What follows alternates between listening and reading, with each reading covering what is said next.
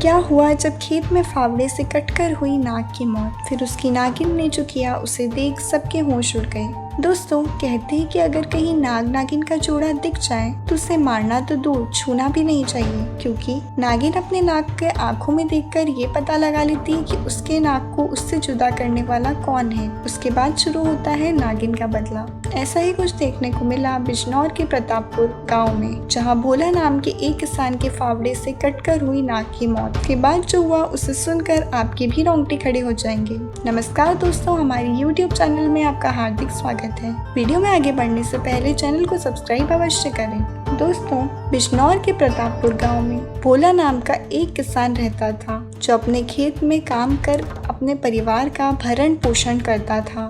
एक दिन भोला अपने खेत में कार्य कर रहा था, तभी वहां एक नाग नागिन का जोड़ा भ्रमण करता हुआ आ गया और प्रेम विलास करने लगा। कुछ देर बाद वो नाग अपनी नागिन से बिछड़ गया और नागिन को ढूंढने लगा। नागिन को ढूंढते ढूंढते नाग वहीं पहुंच गया जहां भोला फावड़े से कार्य कर रहा था। भोला के फावड़े से कटकर नाग की मौत हो गई।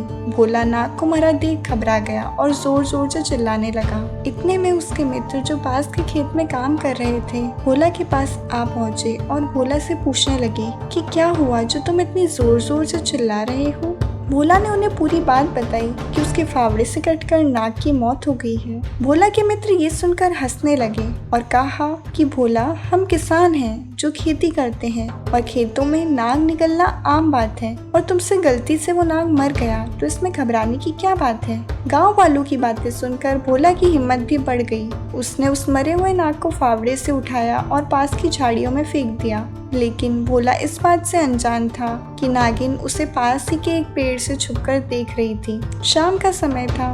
भोला और उसके मित्र अपना काम खत्म कर अपने घर चले गए। घर पहुंचने के बाद भोला ने सारी घटना अपनी पत्नी सीमा को बताई। सीमा ने भोला को कहा कि अगर तुम्हारे फावड़े से नाग की मौत हुई है तो तुम्हें उसे फेंकना नहीं चाहिए था, बल्कि विधि विधान के साथ उसका अंतिम संस्कार करना चाहिए था। अब वह नागिन तुम्हारा पीछा तब तक नहीं छोड़ेगी जब तक उसका बदला पूरा नहीं हो जाता।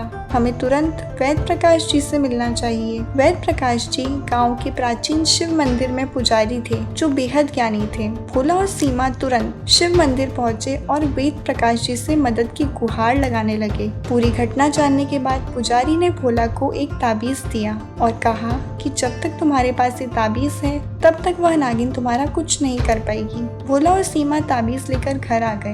भोला की बचपन से ही छत पर सोने की आदत थी। भोला खाना खाकर छत पर बेफिक्र होकर सोने लगा। थकान ज्यादा होने के कारण भोला को कुछ ही समय में नींद भी आ गई, परंतु वह नागिन भी शांत कहाँ बैठने वाली थी। अपने नाग की मौत की 4 घंटे बाद वह भोला के घर को ढूंढती हुई आ गई। भोला को सोता देख वह नागिन भोला की छाती पर आकर बैठ गई और जोर जोर से फुंकारने लगी। फुंकारने की आवाज सुनकर भोला की आंख खुल गई। भोला नागिन को अपनी छाती पर बैठा देख घबरा गया। वह चिल्लाना चाहता था, परंतु नागिन को सामने देख उसके मुंह से आवाज ही नहीं निकल रही थी। वह उससे हाथ जोड़ माफी मांगने लगा। भोला के ध्यान में बार बार वही नाग आ रहा था जिसकी खेत में फावड़े से कटकर मौत हुई थी। भोला को आभास हो चुका था कि वह नागिन अब उसे नहीं छोड़ेगी। वह अपनी गलती पर बहुत शर्मिंदा था। अचानक नागिन की नजर उस ताबीज पर पड़ गई जो वैद्य प्रकाश जी ने भोला को दिया था। ताबीज को देखते ही उस नागिन का अपने ऊपर से आपा खो गया। वह अपने आप को दीवार में मारने लगी और भोला के घर से चली गई। उसके बाद से वह नागिन भोला को कभी नहीं दिखी